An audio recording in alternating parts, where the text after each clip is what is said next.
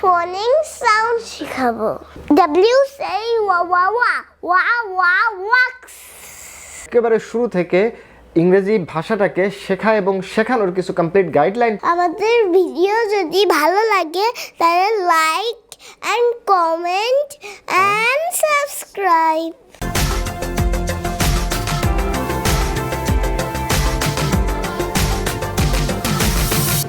Hello guys, আপনাদের আমি English phonics sound শেখাবো।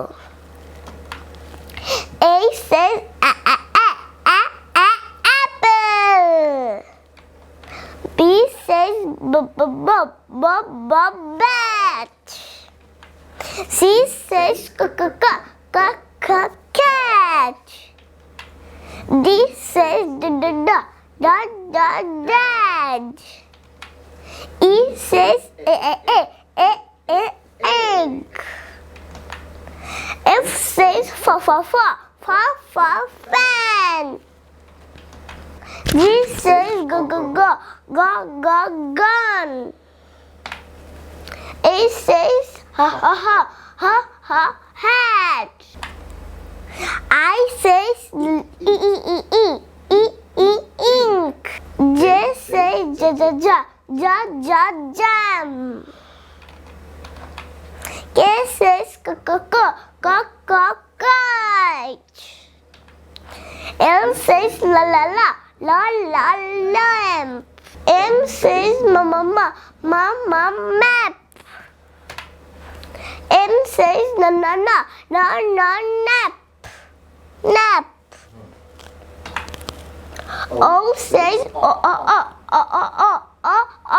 ox. P says pan. Q says quack queen. R says rat. Next. S says sun. T says tab. U says up. V says van. W says wax. X says X-ray. I say yes. Z says zoo. তো viewers, আপনারা এতক্ষণ আরিশার কাছ থেকে English ফোনিক সাউন্ডসগুলো অর্থাৎ ইংরেজি কোন অক্ষরটি কি sound দিয়ে থাকে সেগুলো শুনলেন। তো এখন আপনি প্রশ্ন করতে পারেন এই সাউন্ডগুলো কেন শিখতে হবে। আসুন ব্যাপারটি একটু ব্যাখ্যা করা যাক। আরিশা এবছরই শিশু শ্রেণীতে স্কুলে ভর্তি হয়েছে। আর 10 জন বাবা মায়ের মতোই আরিশার আম্মুও তার স্কুলের পরীক্ষার সিলেবাস কমপ্লিট করা নিয়ে ব্যস্ত হয়ে পড়েছে।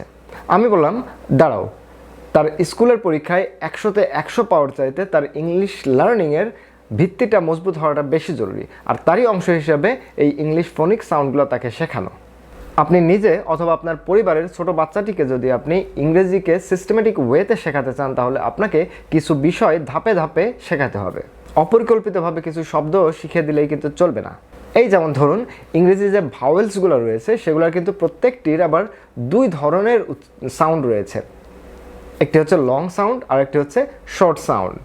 আবার এছাড়াও প্রত্যেকটি ভাওয়েলের কিন্তু আলাদা আলাদা কিছু বিশেষ সাউন্ডও রয়েছে। যেমন ধরুন, এই অক্ষরটি এবং ইউ অক্ষরটি, এই দুটোরই কিন্তু 9টা থেকে 10টা আলাদা আলাদা সাউন্ড রয়েছে। এখন আপনি যদি বাচ্চাটাকে অপরিকল্পিতভাবে এবং বিক্ষিপ্তভাবে কিছু শব্দ তাকে শেখাইতে যান এবং সেখানে যদি সে দেখে যে একই অক্ষরের ভিন্ন ভিন্ন রকমের উচ্চারণ হচ্ছে তাহলে কিন্তু সে কনফিউজড হয়ে যাবে।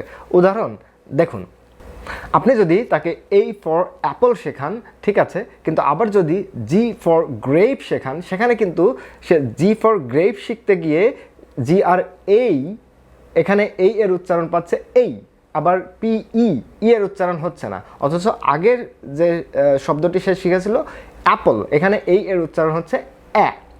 অর্থাৎ শুরুতেই কিন্তু সে এই এর উচ্চারণ ভিন্ন ভিন্ন শব্দে ভিন্ন ভিন্ন রকম পাচ্ছে। সুতরাং আপনি কিন্তু G for gap, G for গান শেখাইতে পারতেন, সহজ শব্দ দিয়ে শুরু করতে পারতেন, কিন্তু এই বিষয়টা আমরা কিন্তু খেয়ালই করি না।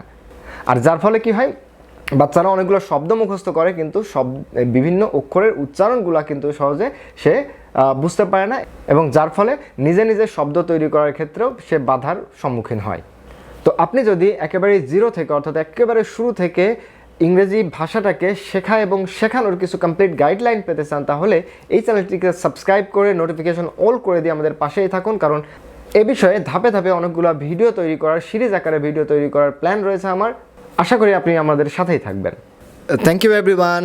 তো আরিশা, তুমি দর্শকদের উদ্দেশ্যে কিছু বলতে চাও? ইয়েস, বলো। হাই গাইস, আপনারা আমাদের ভিডিও যদি ভালো লাগে তাহলে like and comment and subscribe. শেয়ারও করে দিবেন। Yes. Thank you. Bye-bye.